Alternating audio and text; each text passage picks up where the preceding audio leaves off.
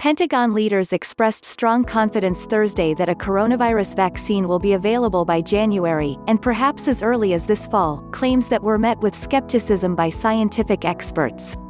Defense Secretary Mark Esper said that he and Health and Human Services Secretary Azar will be co-chairing Operation Warp Speed, the effort by the administration of President Trump to produce 300 million vaccine doses by January. "I'm confident that we will be able to deliver a vaccine at scale in time by partnering with other government agencies and the private sector," Esper said. The secretary was speaking during a virtual town hall for the military community that also featured Chairman of the Joint Chiefs of Staff Army General Mark Milley and Senior Enlisted Advisor to the Chairman Ramón Colón-López. Speaking to what he described as a streaming audience of almost 2 million people, Milley said a vaccine is likely just several months away. "We're very confident that a vaccine will be online sometime beginning in the fall," he said, adding that there are also very high confidence levels that Operation Warp Speed would achieve its goal to have upward of 300 million doses by the 1st of January.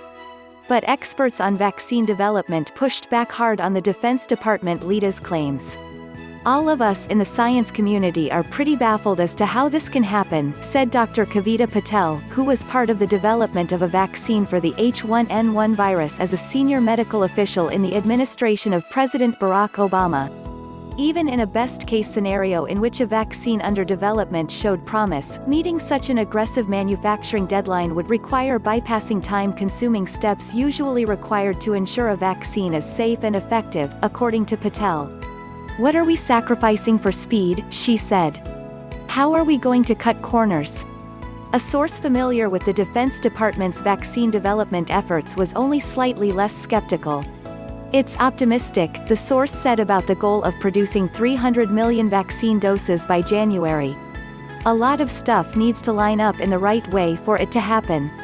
But, the source added, although those working on the vaccine are still limited by the progression of the science, the Operation Warp Speed objective is not outside the realm of possibility. By expressing such confidence, Esper and Milley were in effect putting out a message that is politically beneficial to the White House, according to Patel.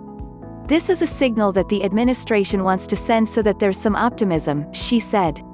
The president has sought to depict the struggle against the coronavirus as a war, a theme that Milley echoed. "We're in a war and sort of the secret weapon here is a vaccine," Milley said.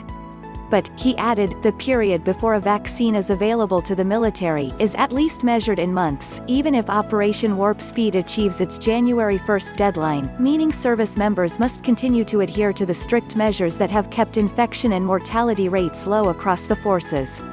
As if to underline the point, the three leaders sat at a long table with several feet between them.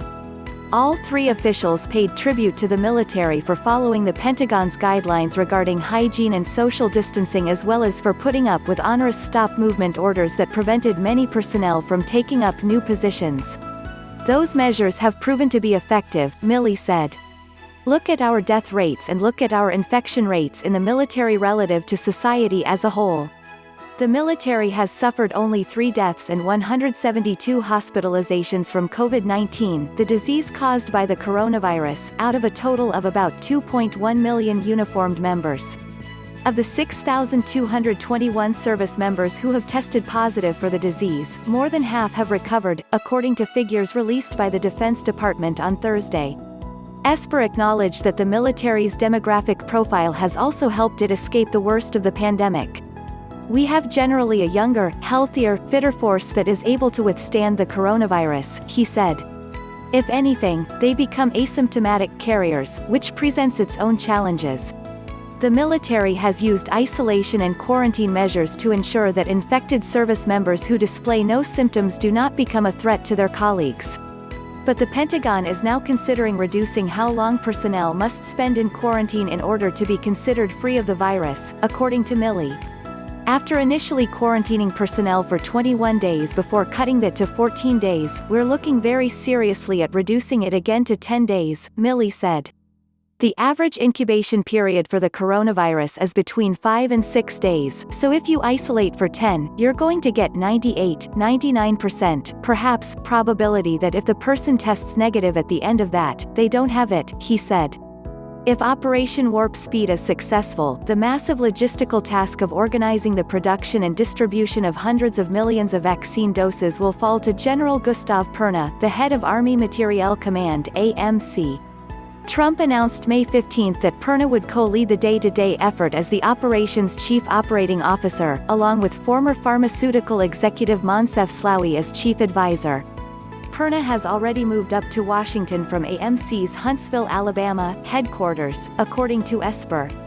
"We've had 2 separate meetings with him now to make sure he has all the resources, authority and support he needs," the defense secretary said. Although timely development and production of a vaccine is the main objective of Operation Warp Speed, the initiative is also looking at producing and supplying and distributing therapeutics and diagnostics, Esper added. From Yahoo!